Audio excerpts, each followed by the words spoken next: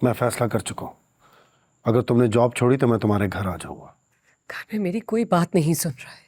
मेरे माँ बाप का सुकून तबाह करने पे क्यों तुले हुए हो?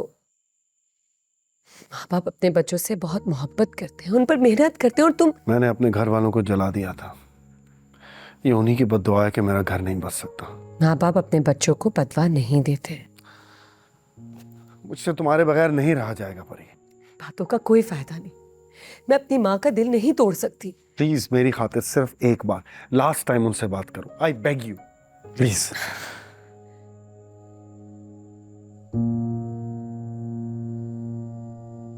डॉक्टर परी, आपने बिल्कुल ठीक नहीं किया। एक बार फिर सोच लें। आपका फैसला इदारे के लिए ठीक नहीं है।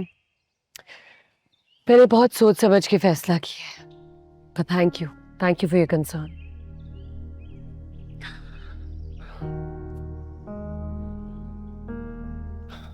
मेरे मना करने के बावजूद तुमने रिजाइन कर दिया, क्यों? मैं दुनिया छोड़ सकती हूँ लेकिन अपनी माँ को नाराज नहीं कर सकती। समझा तो सकती हो ना। देखो परी, अगर किसी की जिंदगी में किसी बड़े हादसे का असर हो तो उसे कोई नफ्सियाती मसला हो सकता है।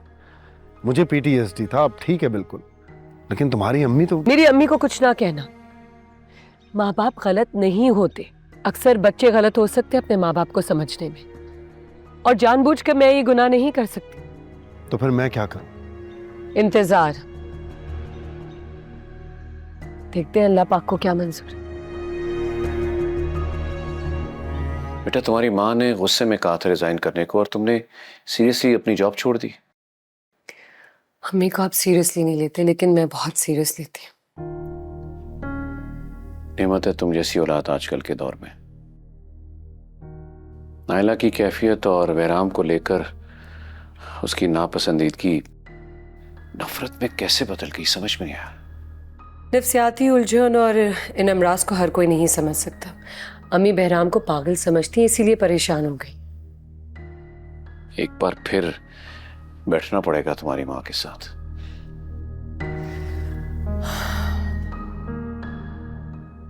बिल्कुल नहीं। पीटीएसडी है बहराम को, चाइल्डहुड ट्रॉमा। मैंने उसकी खुद काउंसलिंग की है, वो बहुत बेहतर हो चुका है। ये बताओ कि ये बीमारी बेटा अगली नस्ल में मुंतकिल तो नहीं हो सकती?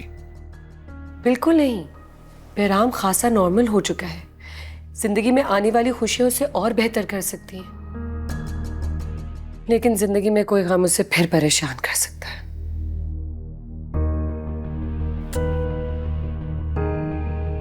ये सब अपनी जगह ठीक है, बहराम अच्छा लड़का होगा, लेकिन मेरी इत्तला के मुताबिक वो दो इंसानों की आवाजें निकालता है। ये कैसा माहिर नफ्सियात है? जो कि ये समझ ले कि हमारे नफ्सियात तो कोई नफ्सियाती मसला नहीं होता, या होना ही नहीं चाहिए। उसकी ज़हनी हालत में मैं सिर्फ शक कर सकता हूँ। आप मुझे पागल कह रहे? पागल और नफ्सियाती मरीज का फर्क फिर से समझाना पड़ेगा आपको। आपकी बेटी ने ज़बानी मुझे ये सबक याद करवा दिया है। तो फिर अल्लाह पर ईमान और भरोसा क्यों भूल रही हैं आप? परी ने खुद बहराम का इलाज किया है और वो अब ठीक है।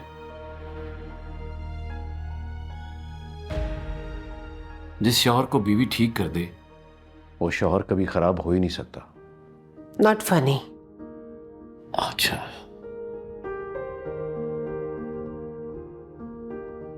या अल्लाह है। देखिए पागल खाना पीर और मंगल रात 9 बजे सिर्फ ग्रीन एंटरटेनमेंट पर।